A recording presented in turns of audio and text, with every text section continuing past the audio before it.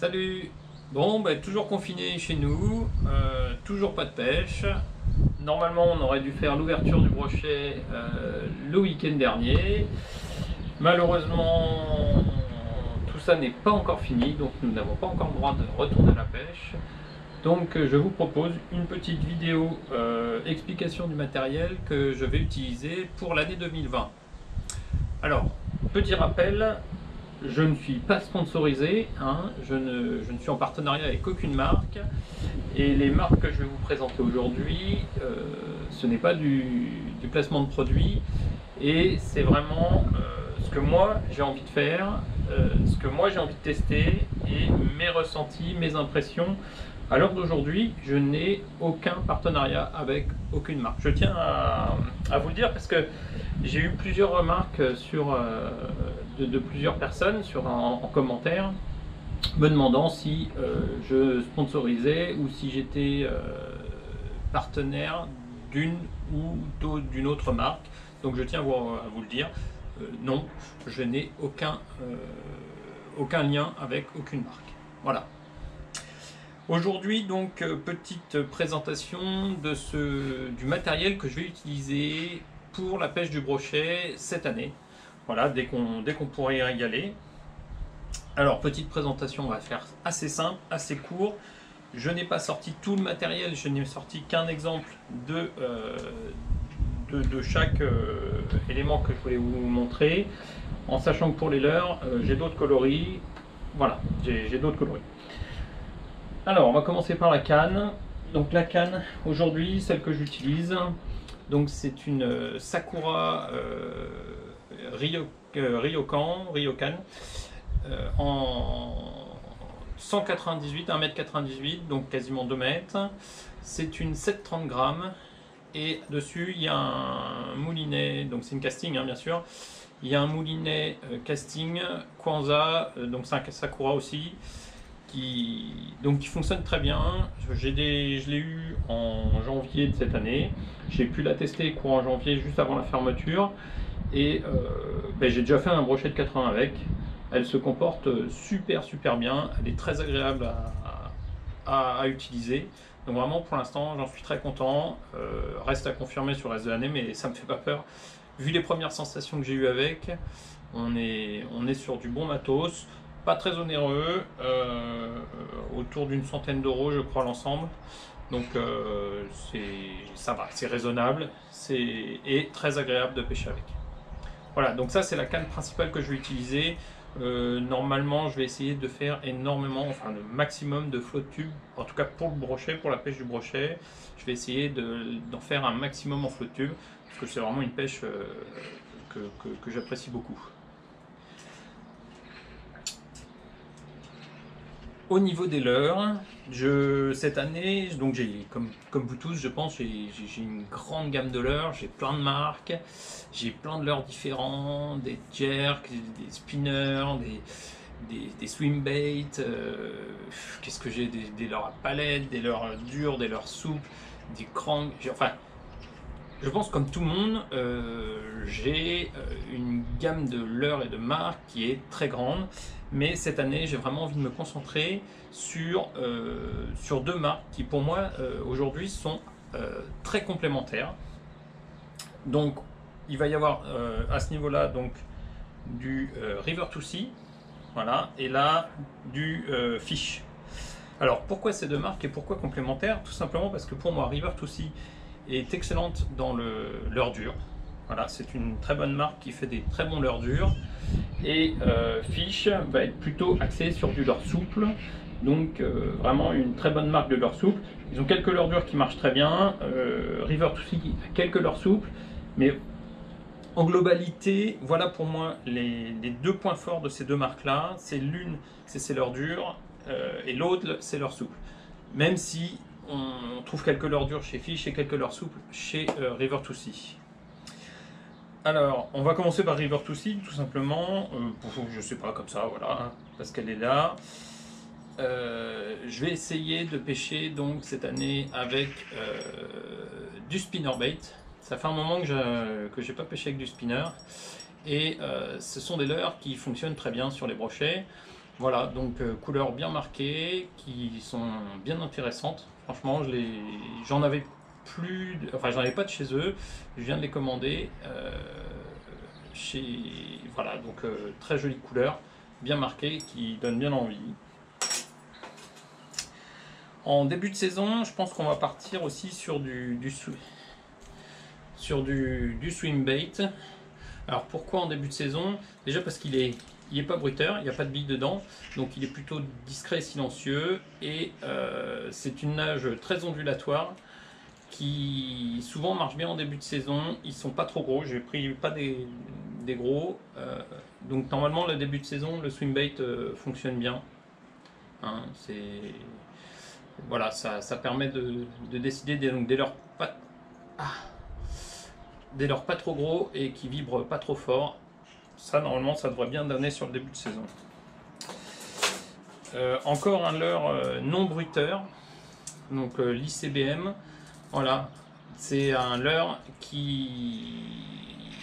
que vous allez animer par grande traction, enfin, ou par traction saccadée plutôt, pardon, excusez-moi, et qui va donc faire qui va se désaxer dans l'eau, et qui surtout il est assez lourd et il se lance très bien à bonne distance, donc qui devrait bien marcher. C'est pareil, début de saison, je pense que ça devrait bien marcher, et je sais qu'en automne aussi marche très très bien. Alors je l'ai là c'est un coloris argenté, je l'ai aussi dans d'autres coloris, donc pas encore testé. Par contre j'ai vu beaucoup de gens sortir de beaux poissons avec, donc très hâte de le mettre à l'eau celui-là.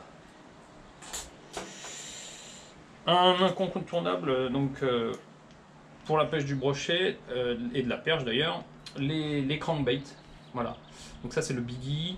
Je l'ai dans plusieurs tailles et plusieurs coloris. Alors là par contre c'est tout l'inverse, il y a de la grosse bille dedans. Ça fait des mouvements très saccadés dans l'eau et des mouvements très puissants, donc beaucoup de vibrations, beaucoup de bruit. Ça par contre c'est un leurre qui va plutôt facilement les énerver quand ça va passer à côté d'eux, et donc ça c'est l'inverse, c'est vraiment du leurre bruiteur, voilà, et même qui secoue la canne. Mais ouais, très bon leurre qui fonctionne bien sur la perche et le brochet. Une cuillère ondulante. Alors je suis pas spécialiste vraiment d'habitude des cuillères, mais je l'ai testé l'année dernière celle-là, et ouais, en sortant de la boîte, 3 premiers lancers, 3 brochets, 3 de 70, donc vraiment elle donne bien. Une cuillère ondulante assez lourde qui se lance très bien, mais qui coule doucement en fait.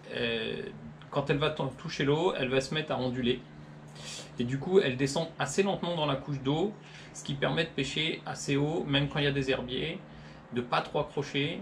Et de ce que j'en ai testé l'année dernière, elle fonctionne très très bien, donc j'ai vraiment aussi hâte de la remettre à l'eau celle-là, histoire de toucher du beau poisson. Alors plus pour l'été,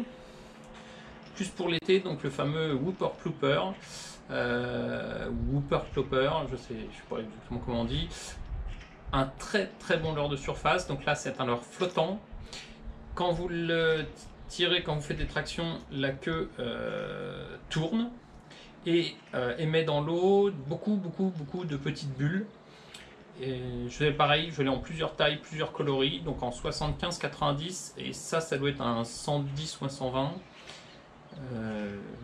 Vraiment très bon leurre de surface qui déclenche des attaques très impressionnantes, puisqu'en fait le poisson sort de l'eau pour attraper le leurre. Donc vraiment très visuel, une pêche très visuelle d'été ou de début d'automne qui fonctionne très bien. Donc voilà pour la gamme River to Sea. J'aime beaucoup la gamme Fish, alors surtout pour leur leurre souple, mais aussi pour leur leurre dur, que vous connaissez déjà, le Powertail. Le Powertail qui marche très bien sur les truites, oui, alors sur les truites, ça c'est un coloris truite, pardon, sur les perches et sur les brochets. Leurre assez dense, qui se lance très bien, même dans les petits grammages, et qui coule assez vite et qui émet avec la caudale, la paddle derrière, beaucoup de vibrations qui pourraient s'apparenter aux vibrations d'un crankbait, sans bille, mais vraiment vibration de caudale très puissante, qui déclenche vraiment des belles attaques de perche et de brochet. Donc là c'est pareil, je l'ai en plusieurs coloris, plusieurs grammages, qui marche très bien aussi en eau salée, bon, même si là on va parler plus de brochet, qui fonctionne vraiment dans beaucoup de conditions. Alors, un qui m'a valu de très belles pêches, surtout en hiver, mais aussi en été, le Mud Digger. Voilà, leurre souple dont l'hameçon sort très facilement du leurre, du corps, qui permet de très bien piquer le poisson, et avec une forme assez particulière qui lui permet d'être posé sur le fond. Donc si vous avez des poissons qui sont collés au fond, qui ne bougent pas du fond, ce leurre permet d'aller les chercher vraiment au ras du fond, voire posés sur le fond.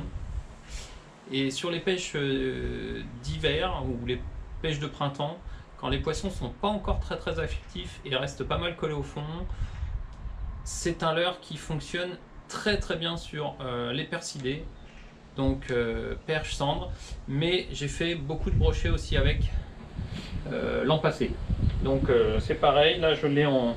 Donc là je vous ai sorti 2 coloris, mais je l'ai dans plusieurs coloris, donc kaki, blanc, je l'ai en jaune, en pailleté, enfin je l'ai dans plusieurs coloris.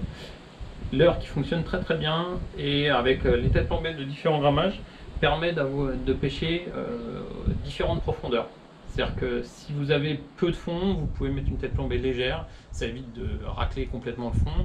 Et si au contraire vous êtes sur des fonds beaucoup plus importants, vous pouvez avoir des têtes plombées donc jusqu'à 15 grammes je crois. Donc il y a 5, 10 et 15 grammes. Un incontournable de la marque Fish, donc qui pour moi a une valeur sûre, qui a toujours marché, peu importe le lieu, peu importe le milieu aquatique, c'est le Black Minnow. Alors là vous le voyez en version, moi j'ai rajouté un triple voleur pour le brochet, puisque ça m'arrivait de temps en temps de me faire couper la caudale, enfin de me faire couper la queue, donc j'ai rajouté un triple voleur. Maintenant, quand il est sans triple voleur, ça permet d'avoir un hameçon texan et de passer dans les herbiers. Mais je peux facilement l'enlever et du coup repasser en texan. Le Black Minnow, c'est pareil, je l'ai en plusieurs coloris, plusieurs tailles.